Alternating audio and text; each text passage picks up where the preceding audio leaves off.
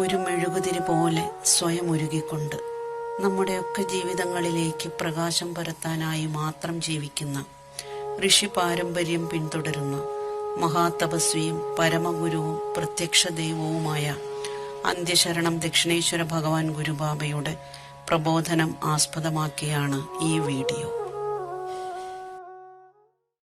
കടമുള്ളവർ പൂജകളും വഴിപാടുകളും ചെയ്യാമോ എന്ന് ചോദിച്ചാൽ ഒരിക്കലും ചെയ്യരുത് എന്നതാണ് വ്യക്തവും കൃത്യവുമായ ഉത്തരം. ഒപ്പം ചേർക്കാവുന്ന ചോദ്യമാണ്, കടം വാങ്ങിയായാലും പൂജകളും വഴിപാടുകളും തീർത്ഥാടനങ്ങളും മുടക്കാതെ ചെയ്യേണ്ടതല്ലേ എന്നത്. ഒരിക്കലും ചെയ്യരുത് എന്നതാണ് ഈ ചോദ്യത്തിനുള്ള വ്യക്തവും കൃത്യവുമായ ഉത്തരം. ഈ ഉത്തരങ്ങളുടെ പൊരുളറിയാൻ ഈശ്വരന്റെ പൊരുളറിയണം. കടം എന്താണെന്നും അറിയണം.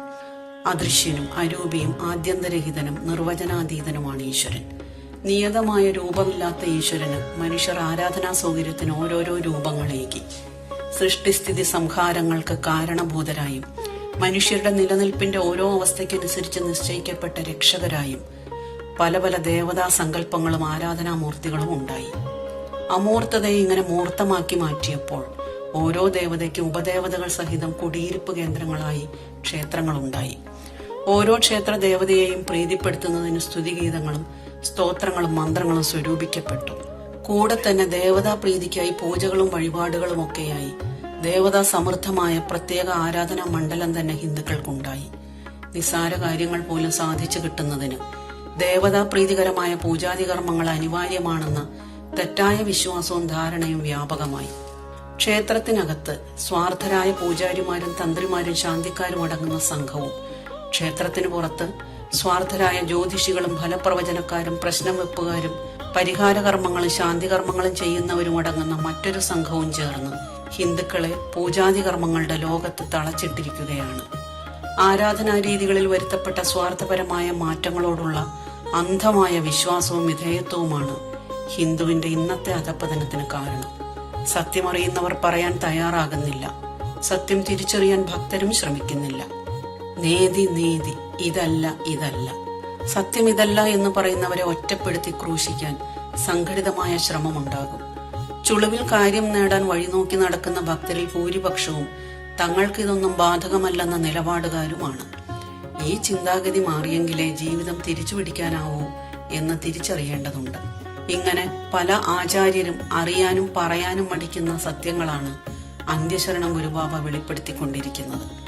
ആദ്യം ഇതറിയുക, സ്രഷ്ടാവായ ഈശ്വരന് സ്വന്തം സൃഷ്ടികളായ മനുഷ്യർക്ക് ആവശ്യമുള്ള യാതൊന്നും ആവശ്യമില്ല. എടുക്കുന്നവനല്ല, കൊടുക്കുന്നവനാണ് ഈശ്വരൻ. ഈശ്വരൻ സാധു മനുഷ്യരുടെ രൂപത്തിലാണ് ഇന്നോളം പ്രത്യക്ഷപ്പെട്ടിട്ടുള്ളത് എന്നതിനാൽ ഈശ്വരന് പ്രിയപ്പെട്ടവർ സാധു മനുഷ്യരാകണമല്ലോ. സമൂഹം അവഗണിക്കുന്നവരെ ഹരിജനങ്ങൾ, അതായത് ഹരിയുടെ ജനങ്ങൾ, ഈശ്വരന്റെ ജനങ്ങൾ എന്ന് മഹാത്മാഗാന്ധി വിശേഷിപ്പിച്ചത് ഇക്കാരണത്താലാണ്. അപ്പോൾ ഈശ്വരനെ പ്രീതിപ്പെടുത്തേണ്ടത് പൂജാതി കർമ്മങ്ങളാലല്ല, സാധു മനുഷ്യർക്ക് ഉപകരിക്കുന്ന സ്വന്തം കർമ്മങ്ങളാലാണെന്ന് സ്പഷ്ടം.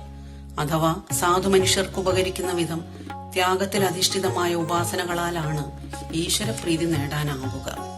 ആനയെ നടയിരുത്തുന്നതോ ക്ഷേത്രകവാടം സ്വർണം പൂശുന്നതോ വിലയേറിയ ആഭരണങ്ങൾ സമർപ്പിക്കുന്നതോ വലിയ സംഭാവനകൾ നൽകുന്നതോ ഒന്നും ഈശ്വരൻ കണക്കിൽപ്പെടുത്തില്ല, വരവോ വയ്ക്കില്ല. ധനികർ കൊടുക്കുന്ന വിഭവസമൃദ്ധമായ സദ്യയേക്കാൾ ഈശ്വരന് സ്വീകാര്യമാകുന്നത് കല്ലും മണ്ണും ഉള്ളതായാലും നിറഞ്ഞ മനസ്സോടെയും തികഞ്ഞ ഭക്തിയോടെയും ദരിദ്രൻ സമർപ്പിക്കുന്ന അവിൽപ്പൊതിയത്രേ. കൃഷ്ണകുചേല സമാഗമം വെളിപ്പെടുത്തുന്ന തത്വം ഇതാണ്. അതുകൊണ്ടാണ് പരിധിയിലേറെ കടമുള്ളവർ കാശുമുടക്കി പൂജാതി കർമ്മങ്ങൾ ചെയ്യരുത്, കടം വാങ്ങിയും പൂജാതികൾ ചെയ്യരുത് എന്ന് പറയുന്നത്. ഒരു ഈശ്വരനും പറയില്ല കടം വാങ്ങിച്ചായാലും ഈ വകയൊക്കെ ചെയ്യണമെന്ന്.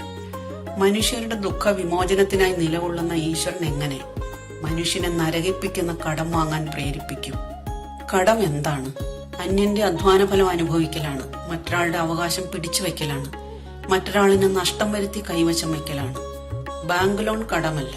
അത്യാവശ്യങ്ങൾക്ക് അന്യരിൽ നിന്ന് കടം വാങ്ങുന്നത് തെറ്റല്ല. എന്നാൽ അത് വീട്ടാതിരിക്കുന്നത് അന്യന്റെ അവകാശം പിടിച്ചു വയ്ക്കലാണ്. അത് തെറ്റായിട്ടല്ല, പാപമായിട്ടാണ് ഗണിക്കുന്നത്.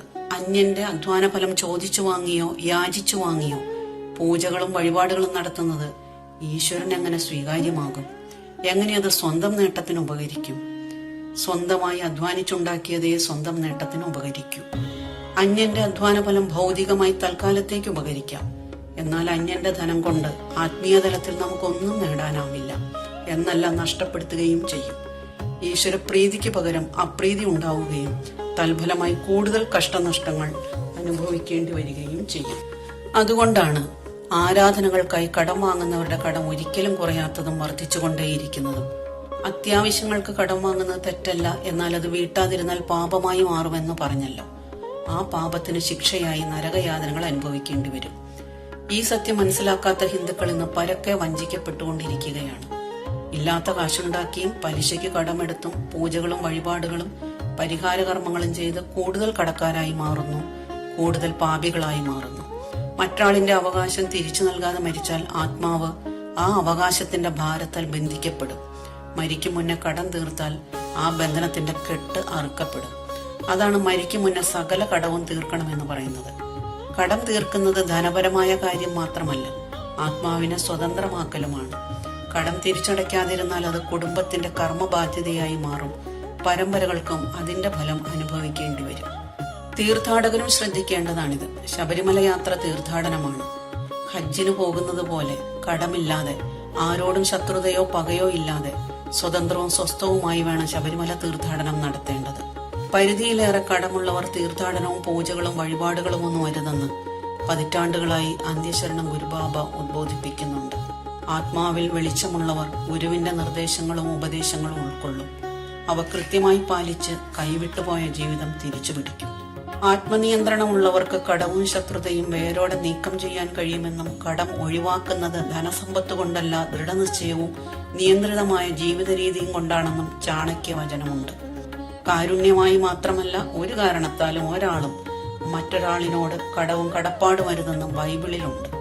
ഖുറാനും ഹദീസുകളും കടം വലിയ ബാധ്യതയും പാപവുമായും കാണുന്നു. അനിവാര്യമല്ലാത്ത പക്ഷം കടം ഒഴിവാക്കേണ്ടതാണെന്നും കടം വാങ്ങിയിട്ട് അത് വീട്ടുവാൻ വൈകുന്നത് ന്യായീകരിക്കാനാവാത്ത തെറ്റാണെന്ന് കൂടി പറയുന്നുണ്ട്. കള്ളസാക്ഷി പറയുന്നവരും കള്ളം പറയുന്നവരും തെറ്റായ മാർഗത്തിൽ ധനമാർജിക്കുന്നവരും അന്യന്റെ അവകാശം കൈവശം വയ്ക്കുന്നവരും ഏതെങ്കിലും തരത്തിൽ സഹമനുഷ്യർക്കും മറ്റു ജീവികൾക്കും ഉപദ്രവം ചെയ്തവരുമെല്ലാം മരിച്ചു നേരെ ചെല്ലുന്നത് അതിഘോരമായ രൗരവ നരകത്തിലേക്കാണെന്ന് ഗരുഡ പുരാണം പറയുന്നു. ഇതിലെ ശ്രദ്ധേയമായ ഒരു കാര്യം, മനുഷ്യർക്ക് മാത്രമല്ല ജീവികൾക്ക് ഉപദ്രവം ചെയ്യുന്നവരും ഇക്കൂട്ടത്തിൽ പെടുന്നു എന്നതാണ്. അതുകൊണ്ടുകൂടിയാണ് കടമുള്ളവർ വിശേഷിച്ചും ശുദ്ധ സസ്യഭുക്കുകളായി മാറണമെന്ന് അന്ത്യശരണം ഗുരുബാബ ഉപദേശിക്കുന്നത്. കടം ജീവിതം നശിപ്പിക്കുന്ന ശാന്തനായ ശത്രുവാണെന്നും കടം മനുഷ്യന്റെ മാനവും സമാധാനവും നശിപ്പിക്കുന്ന നിശബ്ദ വിഷമാണെന്നും തിരുക്കുറളിലുണ്ട്. മാനസികമായ ഉണർവും സ്വാസ്ഥ്യവുമേകുന്ന ആത്മീയ കേന്ദ്രങ്ങളും ഗുരുക്കന്മാരുമുണ്ട്. അവിടെ പോയപ്പോൾ മനസ്സിന് നല്ല സുഖം ലഭിച്ചു എന്ന് പറയും. ശാശ്വതമായ രക്ഷയല്ല, താൽക്കാലികമായ സ്വസ്ഥത മാത്രമാണത്. അപ്പോഴും ജീവിത പ്രശ്നങ്ങൾ പരിഹരിക്കപ്പെടാതെ തുടരും. കൈ നനയാതെ മീൻ പിടിക്കാനാവില്ല, കൊടുക്കാതെ നേടാനുമാവില്ല. ത്യാഗത്തിൽ അധിഷ്ഠിതമായ പരോപകാരത്തിനുതകുന്ന ഉപാസനകളാലാണ് പ്രശ്നങ്ങൾ പരിഹരിക്കാനാവുക.